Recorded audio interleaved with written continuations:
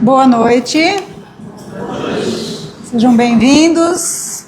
Mais uma semana. Aqui estamos para estudar um pouquinho, ouvir mais uma mensagem aí do Evangelho.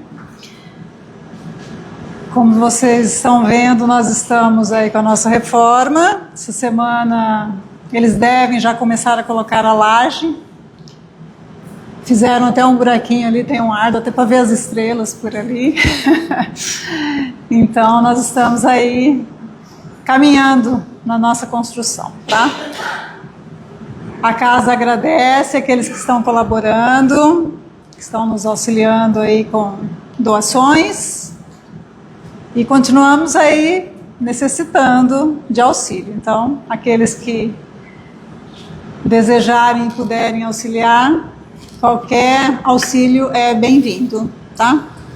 A casa tem o Pix, o código tem a conta no banco, no CNPJ da casa é o código do Pix, tá? Então nós agradecemos aí a todos que estão colaborando conosco e continuamos aí na tarefa, tá? Hoje nós recebemos a nossa amiga Silvia Pecenda de Rio Claro. A Silvia vai falar para nós sobre Jesus e a sua proposta de reforma íntima.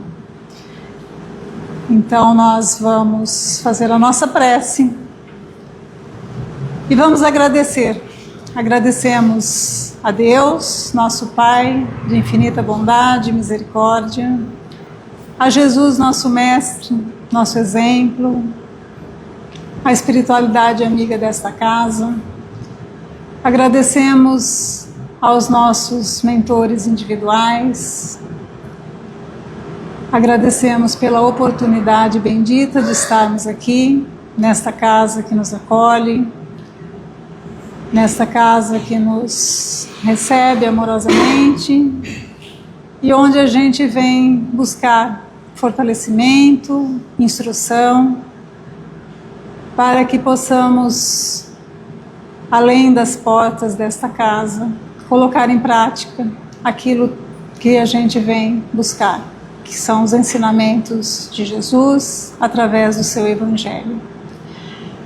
Então, com os corações agradecidos pela oportunidade, unidos no mesmo propósito de aprender, nós agradecemos a Jesus a oportunidade e pedimos o seu amparo, a sua assistência, para que possamos bem compreender a mensagem desta noite.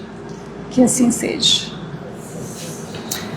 Silvia, por favor, esteja à vontade.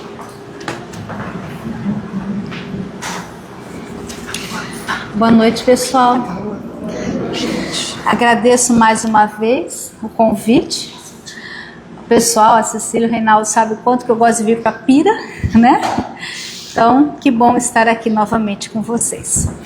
Então, a nossa palestra, né, das pesquisas que eu fiz, não que eu já estou reformada intimamente, muito pelo contrário, estamos aí todos nesse processo de aprendizado, de amadurecimento, mas justamente falarmos sobre isso, trazer algumas pesquisas minhas. Coincidentemente, eu acabei de ler um livro, gente, eu quero ver se dá tempo de eu compartilhar com vocês. Eu trouxe até essa figurinha, que era só uma figura, não ia fazer PowerPoint. Vocês sabem que figura é essa? Vocês imaginam? A gente vai ver no final, tomara que dê tempo. Muito legal. Mas vamos lá. Em primeiro lugar, pessoal, eu gosto das definições. Como é que a gente pode definir reforma íntima? Vocês saberiam definir assim? Falar? Porque a gente entende, mas às vezes falar, explicar, a gente não sabe. Como que a gente pode definir reforma íntima?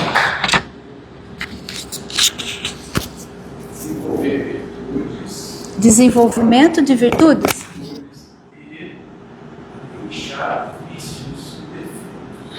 Desenvolvimento de virtudes e deixar vícios, né? Abandonar, transformar vícios e virtudes.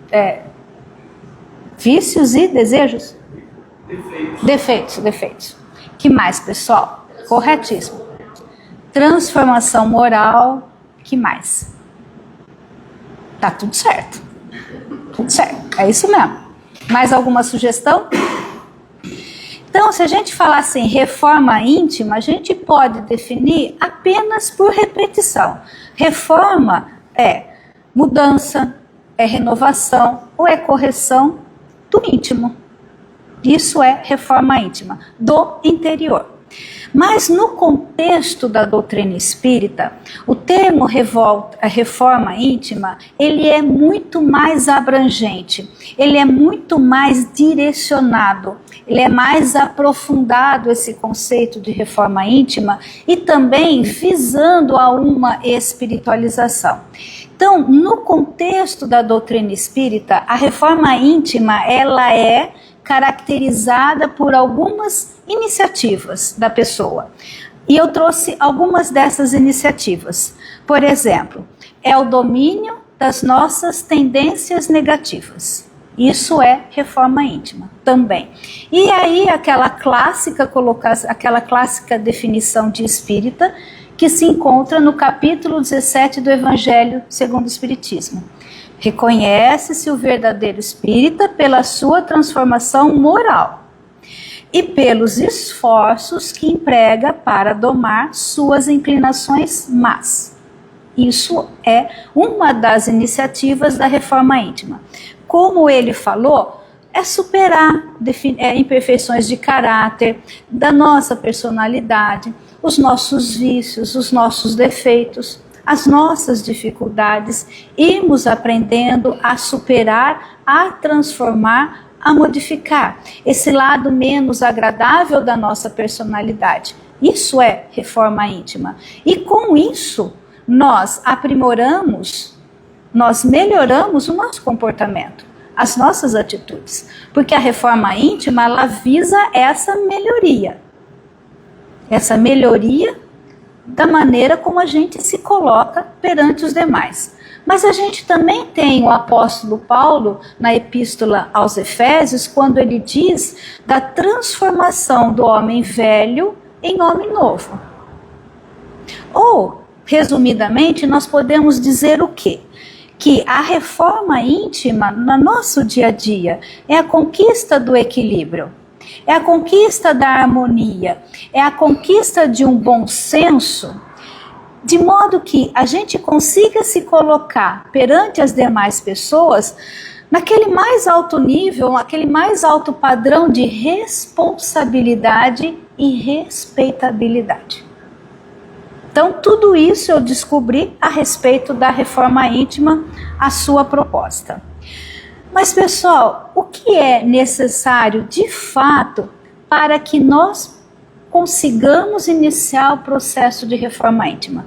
O que vem antes de tudo? O que starta o processo de reforma íntima? Alguém saberia dizer?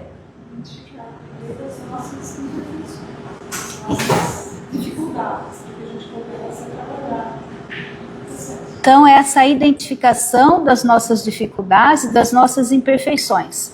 Mais alguma coisa? Esse é o primeiro passo? Sim. O primeiro passo é o reconhecimento de princípios, valores, características da nossa personalidade que precisam ser modificadas, que precisam ser transformadas.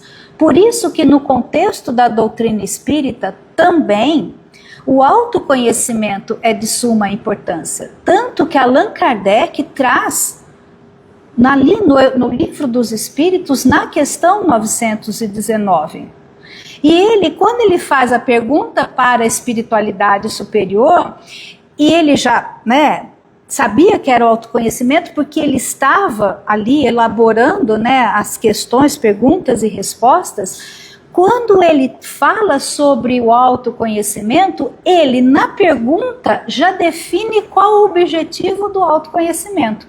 Então, na questão 919, ele, ao perguntar, ele já define como sendo um meio prático, mais eficaz que tem o homem de se melhorar nessa vida e resistir à atração do mal. Então, o autoconhecimento é o primeiro passo para que a gente possa realmente se melhorar como pessoa, crescer, amadurecer. Agora, esse crescer, esse amadurecer, esse evoluir, é algo que o Espiritismo nos impõe? É algo que o Espiritismo nos determina? Não, ele não nos impõe nada, ele nos esclarece. Então, o autoconhecimento e, consequentemente, essa mudança interior é algo a ser buscado por nós, um ideal a ser buscado, um ideal a ser realizado, porque dentro dos conceitos espíritas é isso que realmente garante o nosso crescimento, a nossa evolução. Ou, nas minhas palavras, é isso que realmente garante que a gente não se complique por conta das nossas escolhas, muitas dessas escolhas que nós fazemos em função das nossas imperfeições, dos nossos vícios, daquelas dificuldades ainda de personalidade que a gente carrega. Tudo bem? Definimos reforma íntima? Bom, caminhando, pessoal, nós temos o quê? O Espiritismo, a gente sabe, se a gente for ler as outras religiões e filosofias que vieram antes do Espiritismo, a gente sabe que o Espiritismo não foi. O Espírito André Luiz traz ali a caminho da luz. Agora deu branco. André Luiz ou Emmanuel?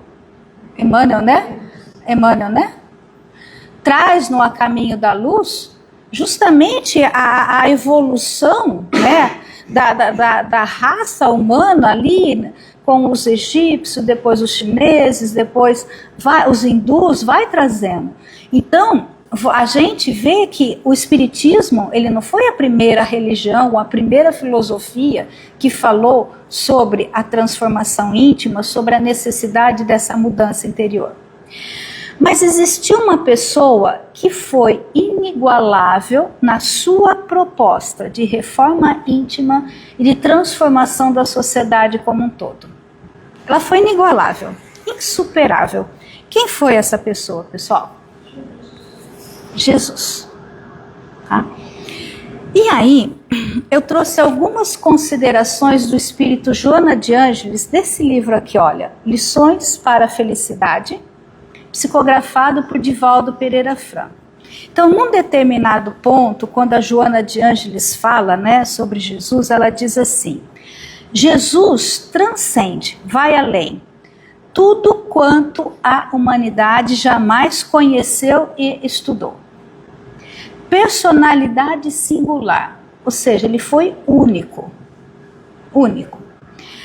Tem sido objeto de aprofundadas pesquisas através dos tempos, permanecendo, no entanto, muito ignorado.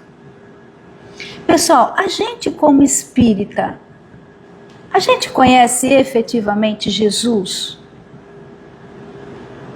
Em primeiro lugar, a gente teria que ler todo o Evangelho, Mateus, Marcos, Lucas e João. A gente lê o Evangelho, Mateus, Marcos, Lucas e João? Então, já começa aí.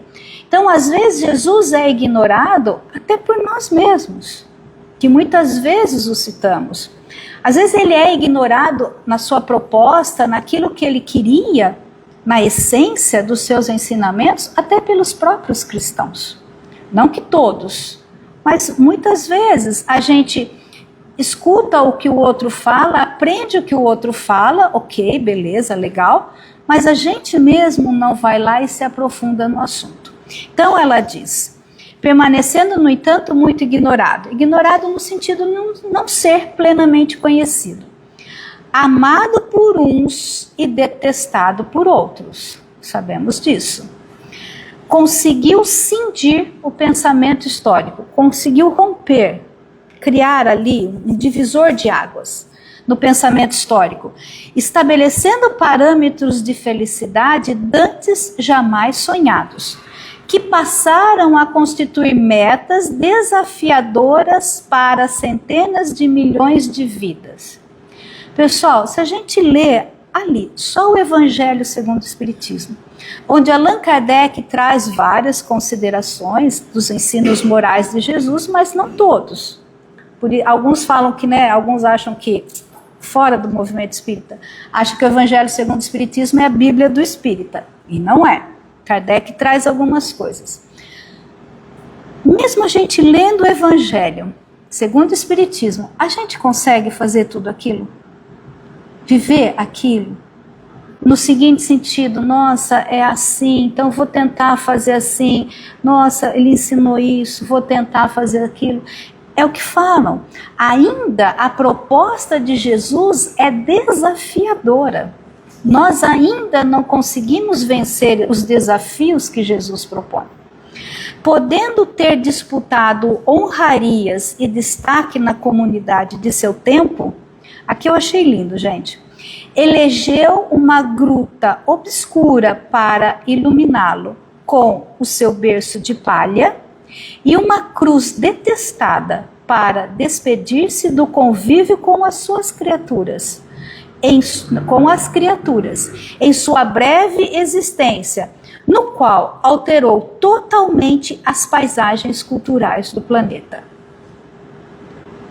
Então nós temos o que, pessoal? Que pelo seu comportamento e pelos seus ensinamentos, Jesus reformulou vários princípios, valores e hábitos da sua época. Ele revolucionou, ele estimulou a história da humanidade, através da sua própria história, através daquilo que nos deixou. E o Sermão do Monte ou da Montanha constante do Evangelho de Mateus é um grande exemplo desse discurso fenomenal, é um grande exemplo do que é essa proposta de reformulação de cada um de nós e da sociedade como um todo. Então, no Sermão do Monte, onde Jesus fala de vários princípios, onde ele diz, antes era assim, agora é assado, né? Ou antes era assim, agora eu proponho isso. E várias questões, aprendam a orar dessa forma, Pai nosso que estás no céu. Tudo está no Sermão do Monte ou da Montanha, citando algumas coisas ali, e essa reformulação de princípios e valores, que é uma coisa que eu não consigo. Amai os vossos inimigos e orai pelo que os perseguem e caluniam. A gente consegue? Eu estou ainda naquela fase de compreender as pessoas que de repente não gostam de mim ou que falam mal de mim. Estou ainda na fase de compreender para não levar mal. Saber que eu também de repente não gosto dos outros e falo mal dos outros. Então vamos, colocar. Mas amar e orar, então ele já propôs isso quando a regra era olho por olho, dente por dente, ainda em alguns aspectos.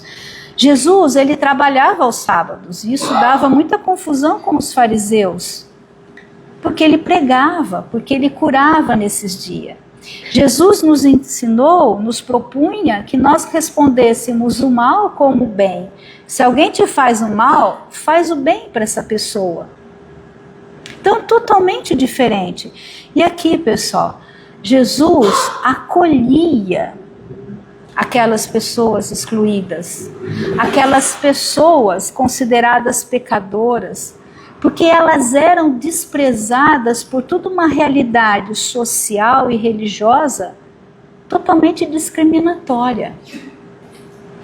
E qual é a nossa relação com essas pessoas excluídas e que a gente acha que está em erro e por conta disso, quanto mais longe, melhor? Então, ainda a sua proposta é desafiadora. Então Jesus, ele contestava muito os fariseus nas suas crenças, naquilo que ele trazia como sendo regra, que eram várias regras para os judeus da época. Só que amai a Deus acima de tudo e ao próximo como a si mesmo, já foi algo que Moisés já tinha trazido. E que a religiosidade da época de Jesus, ou essa história, não estava vivenciando isso. É atribuído a Moisés os 5 primeiros livros do Antigo Testamento. Moisés veio por volta de 1200 a.C.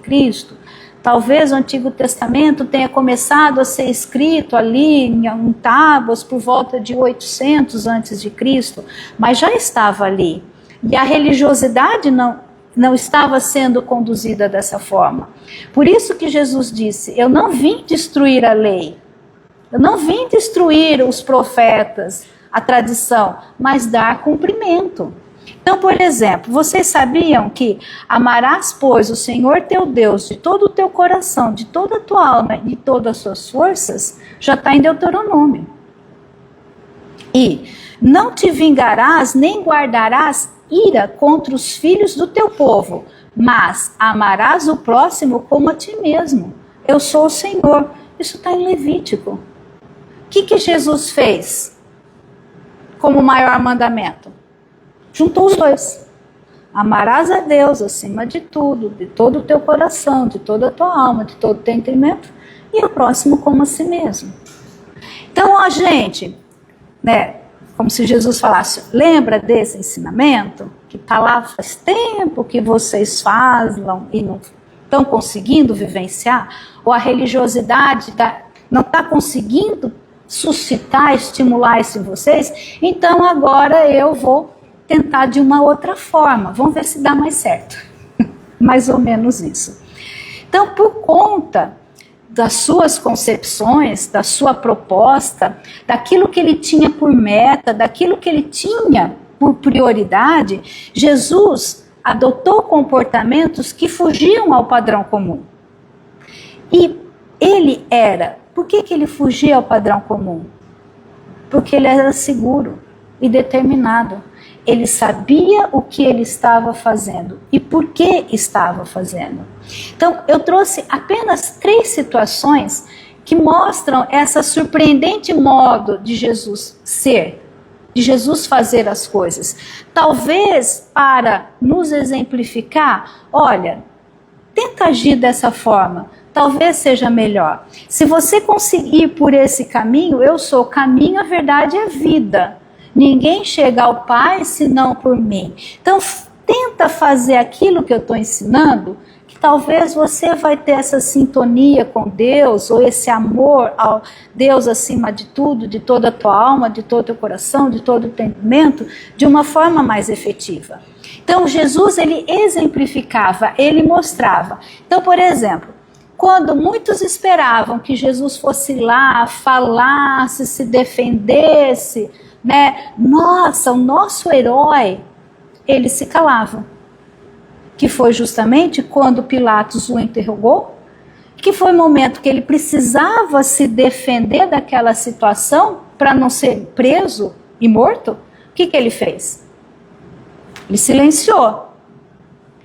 Aí Jesus disse assim, Pilatos falou, você é o rei de Israel? Você que está dizendo.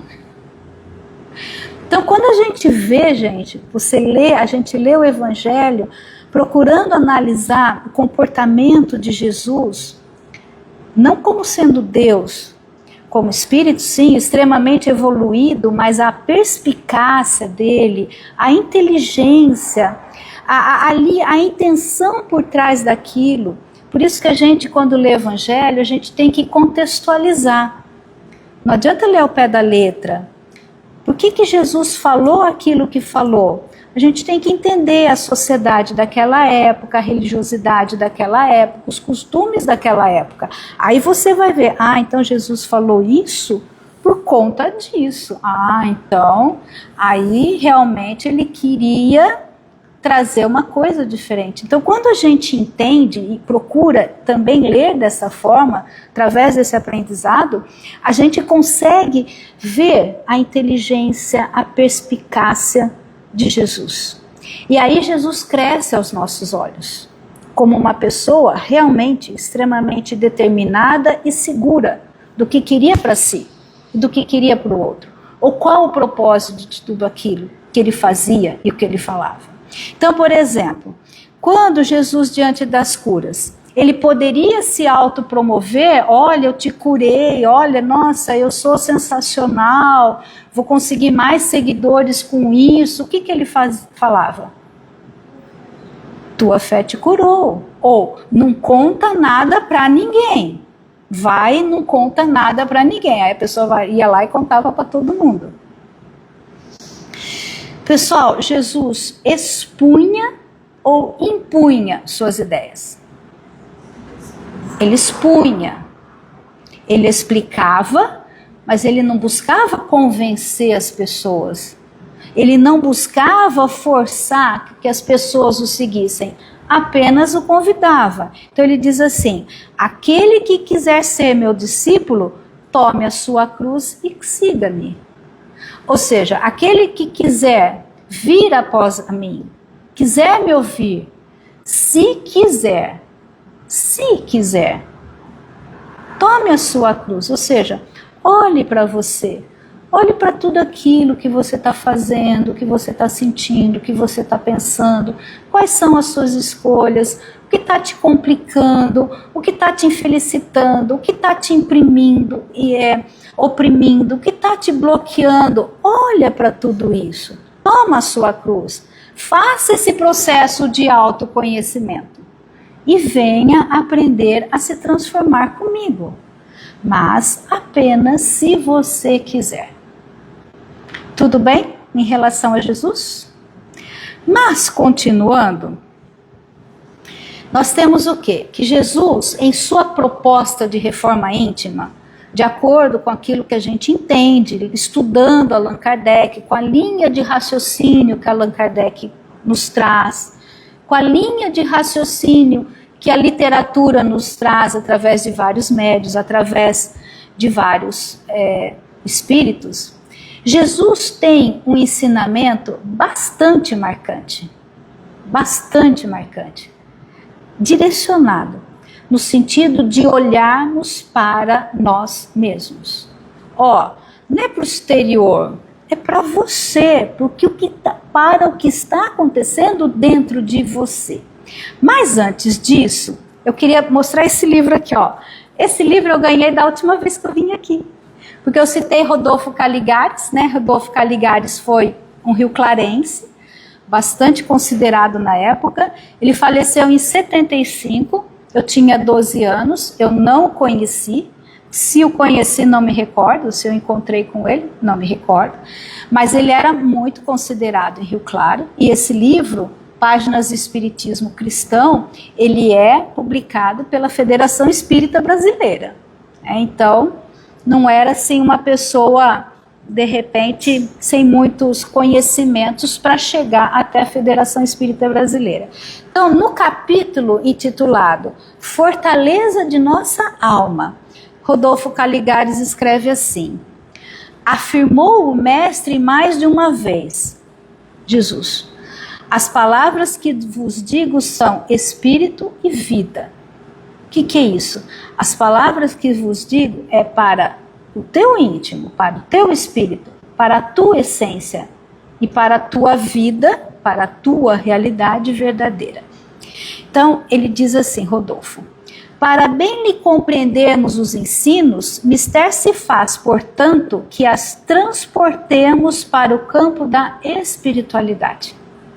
Então, pessoal, não adianta ficar discutindo, mas Jesus falou isso, não, mas falou aquilo, não, mas ele queria dizer isso, mas ele queria dizer aquilo, porque o outro não faz, não, porque tem que ser assim. Ao ler Jesus, e cada um tem uma experiência própria, cada um tem a sua experiência, ao ler Jesus, aos ensinos de Jesus, o que aquilo toca ao seu coração, o que aquilo faz sentido para você, o que aquilo pode te ajudar, te impulsionar a de repente fazer diferente, ou se você não consegue fazer diferente, a de repente buscar fazer diferente ou refletir de uma forma mais interessante.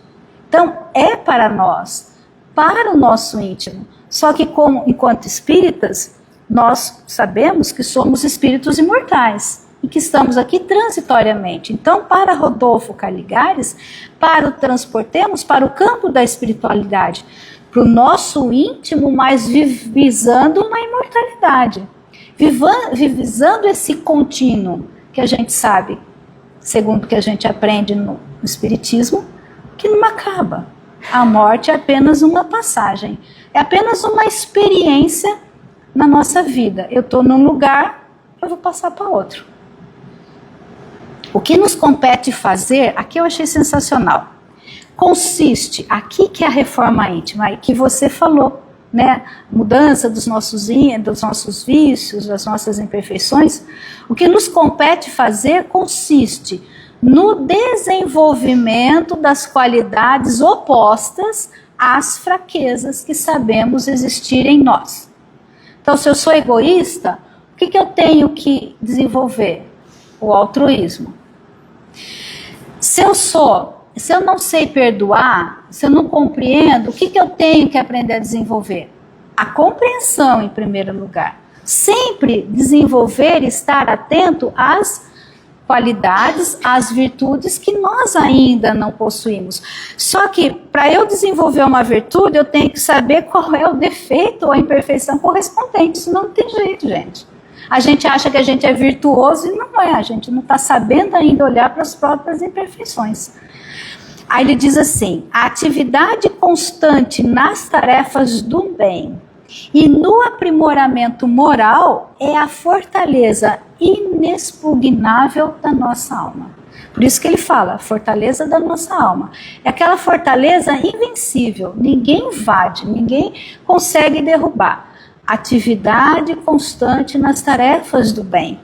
Porque somente se envolvendo com o bem, ainda que a gente faça por obrigação, no primeiro momento, é que a gente vai conseguindo exercitar o nosso lado melhor para que a gente consiga ir trabalhando o nosso lado menos agradável. E no aprimoramento moral, na reforma íntima. É isso que nos garante. Então, mediante esse entendimento, esse ensinamento de Jesus quanto a olhar para nós mesmos, que eu queria passar para vocês. Então, isso está em Marcos capítulo 6, versículo 1 a 23. Quando os fariseus viram que os discípulos de Jesus estavam comendo sem lavar a mão, eles ficaram bravos e foram contestar com Jesus. Não porque eles, olha, é perigoso ter uma doença, precisamos usar álcool em gel. Hoje a gente sabe, gente, que a gente não tem coragem de comer nada sem lavar a mão. Eu pelo menos não tenho. A gente aprende na escolinha. Antes de almoçarmos, lava as mãos. Agora então é álcool em gel. A gente já tem até álcool em gel na bolsa. Se não dá para lavar a mão, a gente passa um álcool em gel, sobretudo se você vai pegar alguma coisa com a própria mão. Porque a gente sabe das complicações. Pelo menos nós aprendemos isso numa pandemia. Mas não era essa, era a tradição, lógico. De repente, quem lá no passado trouxe essa tradição de não comer sem lavar as mãos, era justamente para evitar a proliferação de doenças. Só que na época de Jesus já era uma tradição que tinha que ser respeitada. Não estava se pensando na higiene, na essência. Estava se pensando, você não pode comer sem lavar as mãos. Então, quando os fariseus contestaram Jesus, aí ele diz assim: nada há fora do homem que, entrando nele, o possa contaminar, mas o que sai do homem é o que o contamina. Então, eu falando com as minhas palavras, como se Jesus falava assim: gente, vocês estão nessa ainda? A realidade é outra. Dá um passinho além. Vocês estão brigando comigo por conta de meus discípulos não lavarem a mão? Mas o que vocês estão fazendo com o povo que não ensina uma religiosidade mais pura, uma moralidade mais verdadeira? Minhas palavras, tá, gente? Meu jeito de interpretar. Só que os discípulos também não entenderam o que Jesus quis dizer. Estavam ali, né? É como se... não entenderam também. E aí, quando eles estiveram a sós com Jesus e falaram para Jesus, né, que não tinham entendido o que ele tinha a dizer, não há nada fora do homem que, como entrando nele, o possa contaminar, mas o que sai do homem é que o contamina. É como se Jesus falasse: gente, vamos virar a chavinha. Não é para olhar para o exterior. Olha primeiro para o seu interior. Vira a chavinha. Então ele diz assim: assim vós também não entendeis? Ou seja, vocês estão há tanto tempo comigo, há um tempo comigo, também não entenderam? Não compreendeis que tudo o que de fora entra no homem não o pode contaminar, porque não lhe entra no coração, Então Jesus não estava falando da contaminação física, mas da contaminação moral. Ele já estava numa outra proposta. O que sai do homem, isso é o que o contamina. Sai dessa religiosidade, fariseu, sai dessa religiosidade materialista e olha para um outro tipo de religiosidade. É isso que o povo está esperando de vocês. É para isso que Moisés veio. É para isso que nós acreditamos em Deus.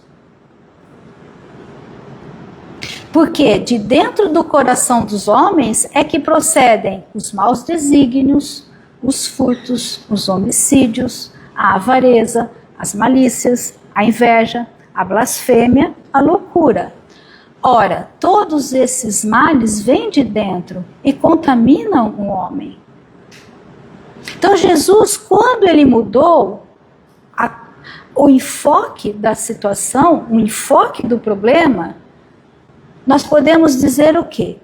Que as mudanças da sociedade, ou temos uma transformação moral da humanidade, conforme o objetivo maior do Espiritismo, só vai acontecer quando quem se modificar em primeiro lugar? Cada um de nós. Então, hoje em dia, a gente está no processo de criticar isso, de apontar aquilo, algumas questões que a gente está vivenciando. E aí, o que a gente está fazendo no nosso âmbito de ação, ao nosso redor? Nós estamos conseguindo dar esse exemplo, de repente, de uma superioridade, de um equilíbrio, de uma respeitabilidade, de uma responsabilidade que a gente está vendo o outro não ter, mas a gente ainda não consegue perceber se a gente está vivendo isso plenamente ou não. Tudo bem? Então, reforma íntima, pessoal, não é para os outros, é para nós em primeiro lugar. Jesus não é para os outros, é para nós em primeiro lugar. Por isso que a gente nunca pode atacar as outras pessoas. Mas Jesus falou isso, né? E aí, você está fazendo? Só reflita. A gente está fazendo? Só reflita. Tudo bem? Agora, eu quero compartilhar com vocês. Gente, a palestra ia acabar aqui, ó. Acabar aqui. Aqui acabou a palestra. Mas aí, eu estava lendo esse livro aqui, ó. Luzes no Caminho, de Richard Simonetti. Vocês já leram Richard Simonetti? Algum livrinho dele? Richard Simonetti, ele é da cidade de Bauru, já faleceu. Gosto muito dele porque ele trabalhou na mesma empresa que eu. Então, assim, eu tenho uma afinidade com ele. E ele escreve muito simples. Ele escreve muito gostoso, de se ler. Ele é muito, muito agradável de se ler. Ele, às vezes, traz historinhas. Ele aborda temas profundos de uma forma muito suave, de uma forma muito leve. E, às vezes, assim, esse livro, gente, foi lá no Campos Sales, aquele que você foi sorteio. E eu ganhei desse livro. Questão de 2 meses antes, é todo livro ganho. Então, eu lendo esse livro, Luzes no Caminho, o que ele fala? Ele fala assim, que tem pessoas que são luzes no nosso caminho, que foram luzes no caminho do crescimento da humanidade. Então, ele começa citando alguns filósofos gregos, nos ensinamentos deles, e vai citando outras pessoas. No capítulo intitulado Passado e Futuro, ele pergunta assim, como nós estamos em janeiro, eu falei, nossa, legal de eu falar. Ainda estamos em janeiro. Ele pergunta se nós sabemos qual é a origem da palavra janeiro para o primeiro mês do ano. Vocês sabem qual é a origem? Em 2 páginas e meia, gente, eu aprendi um monte de coisa. Nossa, eu não marquei aqui, hein? Ai, mas eu sou uma espelta. Sou uma esperta. Eu vou ler aqui e não marquei. Aliás, eu vou ler... Gente, dá licença. Deixa eu só pegar meu óculos, que eu fico mais charmosa com outro óculos. Espera lá. Esqueci desse detalhe. Eu esqueci de marcar. Deixa eu só trocar de óculos. Fiquei mais charmosa, não fiquei? Ainda mais com óculos na pontinha do nariz. Ai, a gente chega numa idade que óculos na pontinha do nariz fica muito fofo.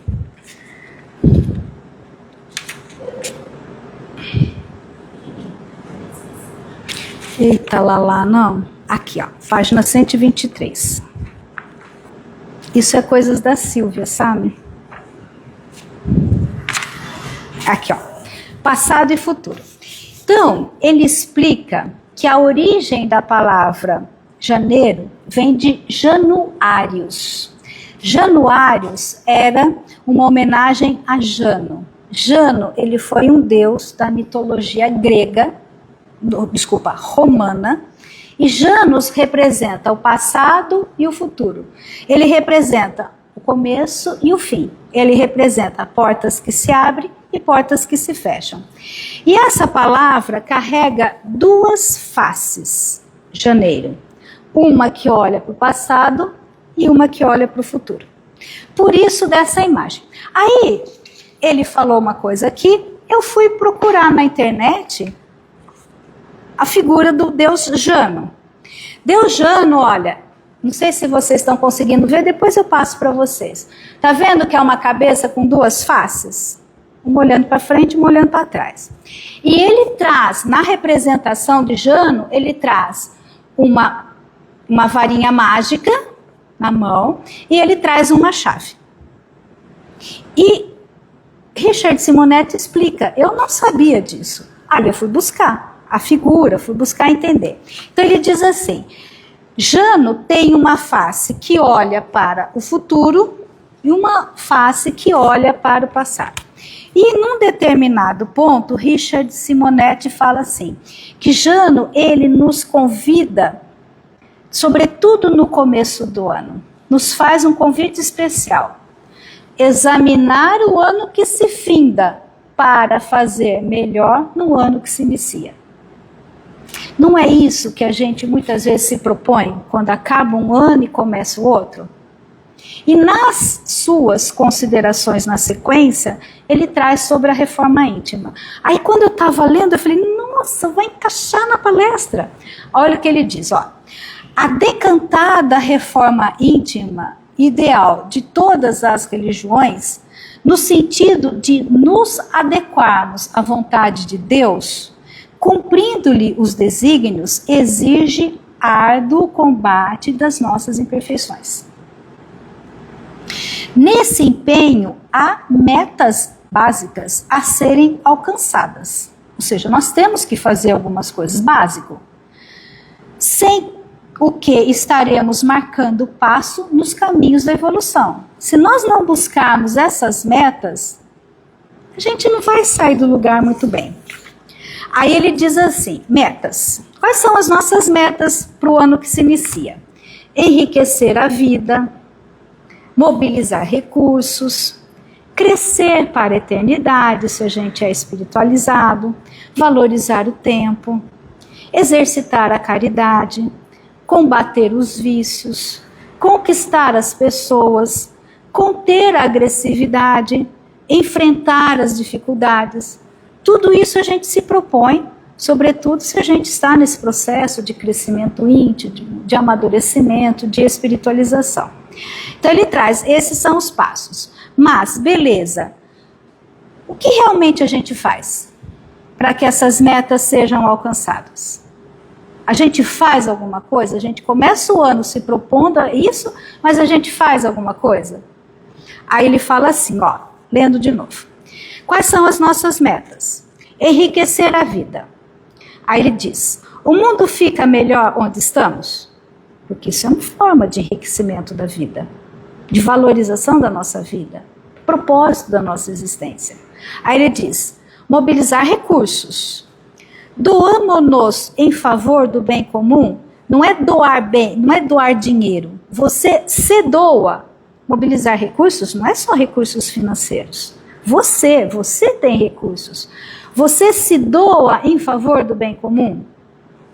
Crescer para a eternidade é uma meta. Ampliamos nossos patrimônios culturais e morais. Valorizar o tempo. Eliminamos as horas vazias? Ou ainda a gente perde tempo com aquilo que não agrega? Para mim tem uma coisa que é uma perda de tempo que não agrega. Não vou dizer qual, mas que muita gente faz. Eu acho uma perda de tempo, gente, eu não me conformo. Mas cada um, cada um. E aí meu marido, antes de eu vir para cá, eu falei, pelo amor de Deus, não vai ligar a televisão e abaixar a vibração do ambiente. Eu vou dar palestra. Pelo amor de Deus. Já ia lá na perda de tempo dele. Estamos aqui, vamos respeitar, né, a minha vibe que eu estou tentando deixar lá em cima para dar palestra. Valorizar o tempo. Eliminamos as horas vazias. Exercitar a caridade. Socorremos o carente. Carente em todo sentido, pessoal. Não é só carente financeiro, às vezes é um carente emocional. Uma pessoa que precisa de uma atenção, ou às vezes apenas uma consideração, apenas de um sorriso da nossa parte. Aí ele diz, combatemos o vício, combater o vício, vencemos o desafio. Gente, não é só vício de droga, de álcool e aquilo.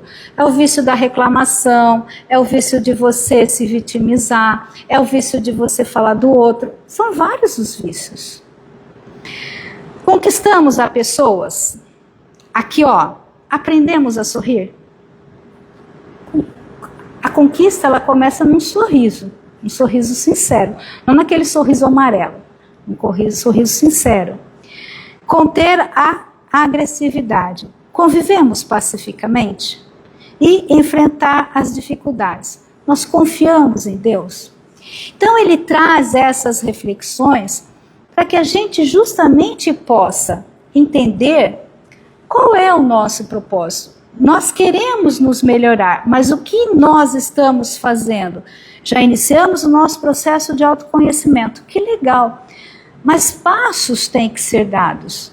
Metas precisam ser buscadas e a gente tem que ter consciência se a gente está atingindo essas metas ou não, essas propostas ou não. E aí ele diz, né, que Jano traz nas mãos uma chave e uma varinha mágica. Nada disso eu sabia. Aí eu li o capítulo, eu fui buscar. Eu falei, nossa, não é que é verdade?